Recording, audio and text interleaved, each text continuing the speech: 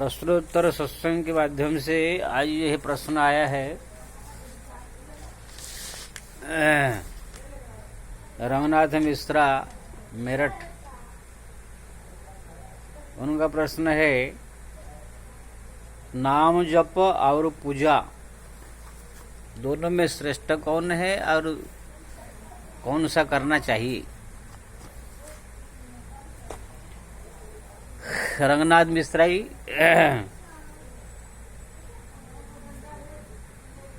भगवान की नाम जप और पूजा ये सब जो है भक्ति का ही रूप है। इसलिए कौन सा करना चाहिए ऐसे नहीं, दोनों ही करना चाहिए। ऐसे नहीं कि अगर पूजा श्रेष्ठ है तो पूजा करे, नाम जप न करे, या नाम श्रेष्ठ है तो नाम ही जपे, पूजा न करे। ऐसे नहीं, भक्ति ऐसे नहीं कहा जाता है। भक्ति भगवान का जितने भी रूप है भक्ति सबको करना पड़ेगा। जैसे भोजन में दाल है, भात है, रोटी है, सब्जी है, चटनी है, अचार है, तो कोई पूछे दाल खाना चाहिए या सब्जी खाना चाहिए, कोई पूछे रोटी खाना चाहिए या भात खाना चाहिए। ऐसे ही आपका प्रश्न है। भोजन मतलब दाल, भात, रोटी, सब्जी, चटनी, अचार जो भी आया है सबको खाना चाहिए, तब जाकर पूर्ण भोजन होगा। ऐसे नहीं कि दाल छोड़ दे खाली रोटी रोटी खावे, या रोटी दाल छोड़ दे भाती भाती खावे। ऐसे ही भगवान के भक्ति, पूजा करना, जप करना, तप करना, ध्यान करना, नाम जप करना, तीर्थ करना, धाम करना, कथा सुनना, मंदिर में जाना, जितने भी भगवान के संबंधित जो भी कार्य है तो भक्तों को जो है सब कार्य करने चाहिए। जब नाम जपने का समय आए बैठे वो नाम जपे, जब मंदिर में जाके पूजा करने का समय हो पूजा करे, जब ध्यान करने का समय हो ध्यान करे, तीर्थ यात्रा का समय आ गया तीर्थ धाम करे, कथा सुनने के लिए कोई मौका मिले कथा भी सुन ले। यानी भगवान से जुड़ी हुई जो भी परिस्थिति भक्त के जीवन में आता है, हर एक परिस्थिति के साथ वो अटेंड करते हैं। इसलिए आप कबीर, तुलसी, मीरा जितने बड़े बड़े भक्त हुए उनका आप जीवन चरित्र देखेंगे। वो लोग कथा भी सुनते थे, पूजा भी करते थे, मंदिर भी आते थे, तीर्थ भी धाम करते थे, जप भी करते थे। जो भी भगवान से जुड़ी हुई जो भी चीज हो वो भक्त को सबको करना चाहिए।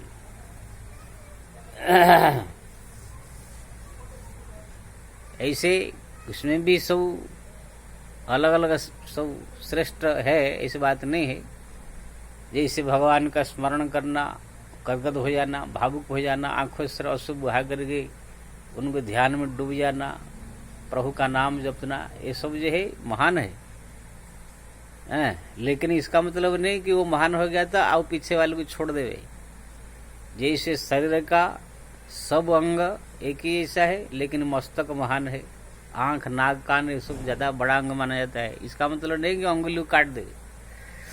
ऐसे ही भक्ति का जो है संपूर्ण भक्ति का जो स्वरूप होता है, अगर देखा जाए तो भगवान के संबंधित तो कोई भी कार्य कहाँ हो रहा हो उसमें अपने शक्ति के अनुसार, सामर्थ्य के अनुसार जो है जाके अटेंड करना चाहिए। ये भक्ति का स्वरूप है। इसलिए जो आपने पूछा पूजा करना चाहिए या नाम जपना चाहिए, पूजा भी कीजिए, पूजा के टाइम में नाम जप भी कीजिए,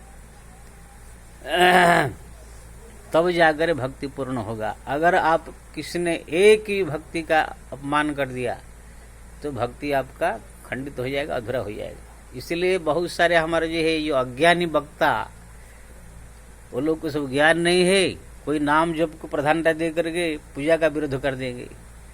कोई पूजा और नाम जप का विरोध देके गंगा स्नान और तीर्थ धाम ये सब कुछ है, अरे तीर्थ नहाने से क्या होगा, गंगा नहाने से क्या होगा, ये सब तरह तरह के अपमान कर देंगे। उन मूर्खों को जो है ये सब ज्ञान नहीं है कि भगवान का संबंधित जितने भी कार्य है सब भक्ति के अंतर्गत आता है। इसलिए जो भी आता है सब करने चाहिए।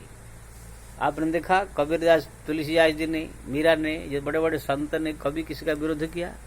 तुलसीदास जी रामायण में कभी किसी भक्ति का विरोध नहीं किया। नाम जपने का, नाम का महिमा है तो नाम का महिमा वर्ण किया, तीर्थ धाम की महिमा आएगा तो तीर्थ धाम की महिमा, गंगा की महिमा आया तो सब सुख करणी हरणी सब सोला, कही कही कोठि का कथा प्रसंगा, राम बिलो कही गंगा तरंगा, गंगा गंगा जे नर कही जन्म अनेत रचिता गदही। कितने गंगा का महिमा गान किया। प्रयागराज आया, को कही सकही प्रयाग प्रभाव, कल से कुंज कुंजर मृग राऊ, मकर स्नान आया तो वहां उनका वर्णन किया कैसे माघ मकर गत रवि जब होई, तीर्थपति आवे सब कोई। तो ऐसे तुलसीदास जी ने जो है जहां पर जैसे परिस्थिति आया, नाम का महिमा गाया, कभी तीर्थ का महिमा गाया, कभी राम कथा का भी महिमा गाया, कभी ध्यान की, कभी स्मरण की, कभी चिंतन की, किसी का भी विरोध नहीं किया। लेकिन असली वक्ता का, असली भक्त का यही लक्षण है, भगवान के संबंधित तो कोई भी क्रिया हो उसे भक्ति माना जाता है, कभी उसका अपमान नहीं करेगा। लेकिन हमारे जो अधूरे और जो है मूर्ख वक्ता कह दिया जाए तो कोई ज्यादा होगा नहीं, ज्ञान कुछ है नहीं, नाम जब कोई महिमा वर्णन करते करते और सौ तीर्थों का धाम का महिमा का घटा देंगे या निंदा कर देंगे। कभी कथा का महिमा वर्णन करते करते करते करते करते और जो है गंगा स्नान की महिमा का घटा देंगे। कि ना, ये लोग को अनुभव नहीं है, खाली पढ़ के लिख के जहां जैसे पढ़ लिया लिख लिया कह देते हैं।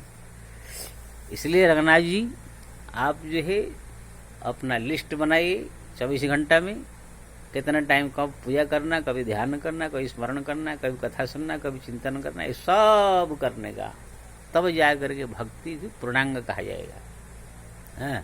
इसलिए कुछ त्याग करने का नहीं। जय श्री राम।